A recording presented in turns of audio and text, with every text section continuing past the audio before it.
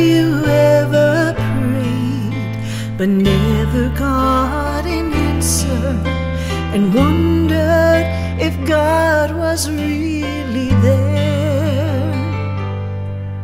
Did you feel all hope was gone, but in His time He came along and answered the prayer you thought was gone? There is no prayer too small, for God hears them all. The answer may not be just what you want, but He always knows what's right, even when we think it's wrong. Just remember, there is no prayer too small.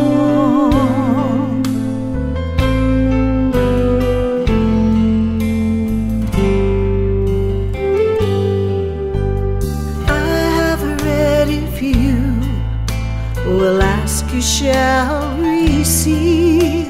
No matter what it is, I still believe.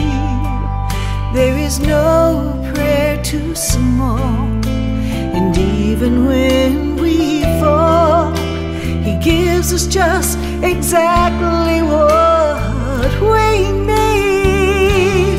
There is no prayer too small, God hears them all. The answer may not be just what you want, but He always knows what's right, even when we think it's wrong. Just remember, there is no prayer too small. No prayer too small. He always knows what's right. God hears them all. There is no prayer too small. My God hears them all. The answer may not be just what you want, but He always knows what's right, even when we think it's wrong. Just remember, there is no prayer too small. No prayer too small.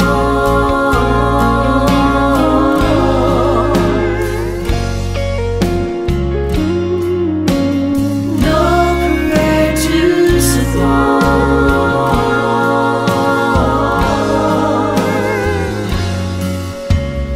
God hears them all.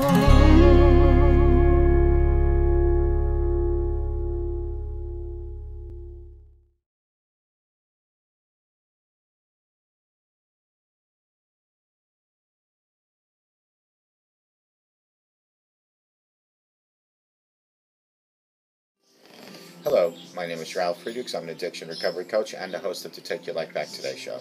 As an addiction recovery coach, I want to share something with you, and let me be crystal clear to leave an everlasting impact upon you. Just imagine being buried alive. You're in a coffin, but you know you're not dead. You don't know how to get out of that coffin. You tried lifting the lid, but the enormous weight upon the lid from the dirt is just too heavy to lift the lid. You try banging on the lid, hoping that maybe you'll unsettle the dirt and somebody might dig their way down to helping you. This is what it's like to find yourself at the lowest point of alcohol and drug addiction. You know you need help. You can't do it on your own, but you don't know where to turn. In reality, there are probably people standing by your grave. You just didn't know that. You just thought you're going to die. Usually, though, people don't think about death when they're habitually abusing drugs and alcohol. In order to feed an addiction, you have to be great at repressing the fear of death. I often ask you, my audience, did it ever cross your mind that maybe, just maybe, you might take something that God has given you. God gave you life to see waterfalls and streams, and you might take that by abusing drugs and alcohol. With this, let me leave one last thought. Don't be the person that I just read about on these index cards that waited and waited and waited until it was way too late. Instead, pick up the phone, call me at 844-405-HELP. And I promise you, my friends, I will help you take your life back before your life is gone like this person. People like Larry Geist from the Geist Academy at 516-458-2741. Larry Geist has over 30 years' experience as a life coach and addiction recovery coach. He and I tell folks like you all the time, it doesn't matter where you've been, it doesn't matter where you came from. What matters is that you're here today looking for a better tomorrow. Call Larry at 516-458-2741, or you can find him at www.odysseyconsultant.org. Larry Geist will take you from addiction to recovery, from depression to happier times. He will also take you from low self-esteem to the highest self-esteem that you might have. Larry Geist from the Geist Academy, 516-458-2741. Don't forget to take your slippers off at night and stick them under your bed. Not by the edge of your bed, but under your bed. In the morning, practice what I call knee mail, K-N-E-E mail. Knee mail is when you're on your knees, thanking God for another beautiful day, asking God for guidance and for direction, asking God for mercy and forgiveness, thanking God for having a home, a family, food. Knee mail is your personal chat line to God. Each and every day it should be done. And no better time to do it than retrieving those slippers that you put under your bed last night in the morning, and while you're on your knees, just utilize that time. Use your words from your lips to God's ears every day, and you'll see different results in your life. Might not happen right away, my friends. Give it time. It will happen. Knee mail. Now stand straight up, roll your shoulders back, stick your chest out, and walk with God 24/7. 10 ways, my friends, to repair bridges you might have burnt in your life. Don't ever burn bridges. This is the piece of advice that most of us have heard most of our lives. Whether it's talking about your career or your personal life, the advice is sound and solid. Should you ever burn a bridge, the ramifications can be serious. The internet connects people all over the world, and one burnt relationship can close hundreds of potential doors for you. And in your personal life, be it a relative or a friend, life is just too short to cut someone off forever.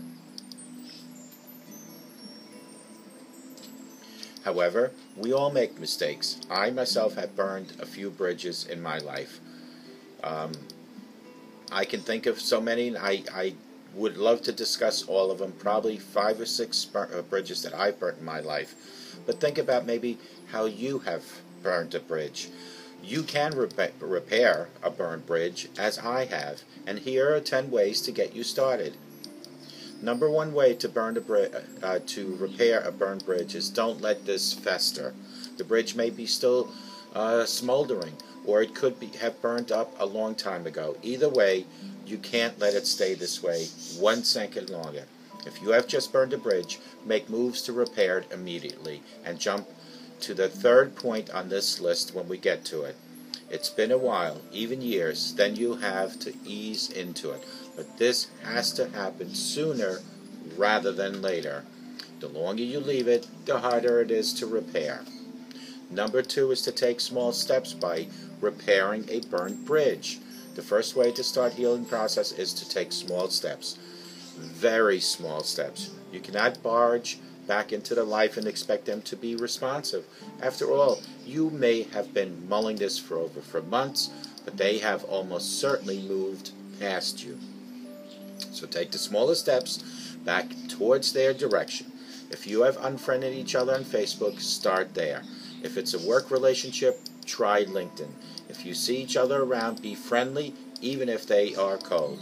You don't have to make any grand gestures. You simply preparing the groundwork for a repair down the road. Number 3 is to make the first move. Once you've made some subtle steps, you have to be the one to reach across the aisle and start the healing process. You can't expect the other person to make any kind of move towards you by dropping a few hints or smiling in their general directions. You burnt the bridge, even if their behavior led you in the light the match. So put your pry it aside and reach out to them. Number 4, this is a big one, is you have to be sincere. When you do make your move, you have to be 100% committed to repairing the burned bridge. And that starts with sincerity. If you want something from the other person, for example, a job at his company, your half-hearted attempts at making up will be blatantly transparent. You do not want to come across as someone who is simply stomaching the process in order to get something worthwhile. If you cannot be sincere, this is not the right time. If you do not know how to be sincere because the wound is still open, this is definitely not the right time then. Number 5, admit that you were wrong. But I wasn't in the wrong. It was the idiot's fault, you might say. Yes, of course, you may be feeling that way, but for whatever reason you are trying to repair this bridge, the other person doesn't need to lift a finger because they have less to gain than you do if you're trying to get something out of it. So you may have to prepare a little humble pie for yourself and eat it with a smile. By admitting you were wrong, you are giving the other person some closure in the matter, and you are also elevating them to a different level. They have some power. They feel like they have higher ground than you. From that position, it is much easier to reach out and reconcile. Number 6 is to listen. I mean, really listen. If you are lucky enough to start a dialogue, these initial attempts can lead to being blanked. If you do not listen, then you have the chance to find out their side of the story and truly understand their side of the story. This is the time to open yourself up to a whole new shift in life. What were they going through at the time all this might have happened? Did you misunderstand something that they did? Was the original dispute something small that got out of hand? Did you overreact to something? As you listen, repeat what you hear back to the person. One of the most important parts of conflict resolution is knowing that you are being heard and you're being understood. Number 7 is a strong one again, and a good one, is say sorry. And I mean, you have to mean it. When it comes to repairing a bridge, sorry can go a long way. It's a small word, but it's one of the hardest for people to say. If you have kids, you'll know how difficult it is to pry it out of them. It's one thing to admit you were wrong, but you have to back it up with an apology. The other person will appreciate it, even if they have a hard time hearing it at first. I am so sorry I have ever let this get out of hand can work wonders in repairing a burnt bridge. It puts the responsibility on your shoulders and often makes the other person feel like they should take some of the blame also. No, it was my fault too. Hey, look at that. That will work. There's some kind of resolution taking shape in this relationship. And then, of course, 8 is to ask for forgiveness. This is another opportunity for you to eat crow and put the other person in a position of power. There is no shame in asking someone to forgive your former transgressions. You can be stubborn and say point blank what you did, and what you did was nothing wrong, but that won't get you where you need to go. It can be simply as, can you ever forgive me for my actions? Number 9 is to lay down guidelines. There can be no repeat of what happened before. The best way to avoid this is to simply lay down a few rules for a way ahead. We will no longer talk about X, Y, and Z, or please talk to me the second you see a concern that's bothering you. It's a simple way to establish some new boundaries. Have regular checkups and make sure everything is going along smoothly. Small problems can escalate into huge problems, and before you know it, the bridge is starting to smolder again. Number 10, do not take this advice or any new relationship or repaired relationship for granted. This is now a new fragile relationship. Even though you may know each other for many years, you cannot fall back into the same routine that resulted in the burnt bridge in the first place. Don't go back into old habits. You may have joked about certain things that were okay back then, but will be off limits now, especially if it's related to the incident that caused the rift in the first place. At work, you may have treated this person as a friend, even though they have been your superior for many years. You need to respect those barriers now. Be friendly, open, accessible, and if it's in the work environment, be very professional. These are the 10 things to repair a burned bridge. I don't care who you are. Every one of us has burnt a bridge. It could have been when we were very young and just didn't care. But if you have burned a bridge, utilize some of those 10 steps.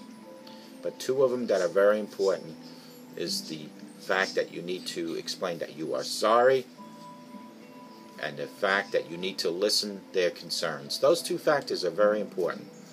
Let today be the first day of you repairing burned bridges from the past. And let today be the first day that you ask God for guidance and direction. And may God bless each and every one of you. Take care.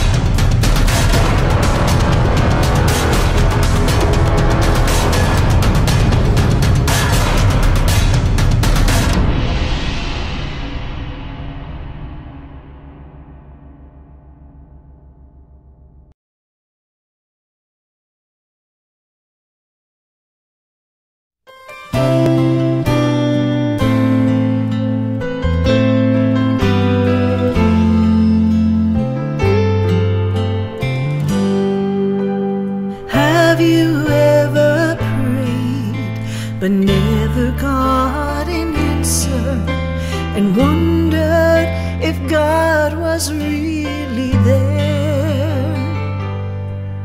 Did you feel all hope was gone, but in His time He came along and answered the prayer you thought was gone? There is no prayer too small, for God hears them all. The answer may not be just what you want, but He always knows what's right, even when we think it's wrong. Just remember, there is no prayer too small.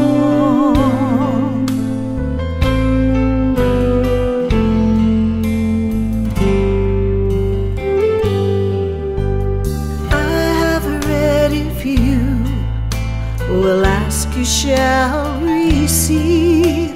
No matter what it is, I still believe. There is no prayer too small, and even when we fall, He gives us just exactly what we need. There is no prayer too small, for God hears them all. The answer may not be just what you want, but He always knows what's right, even when we think it's wrong. Just remember, there is no prayer too small. No prayer too small. He always knows what's right. God hears them all. There is no prayer too small. My God hears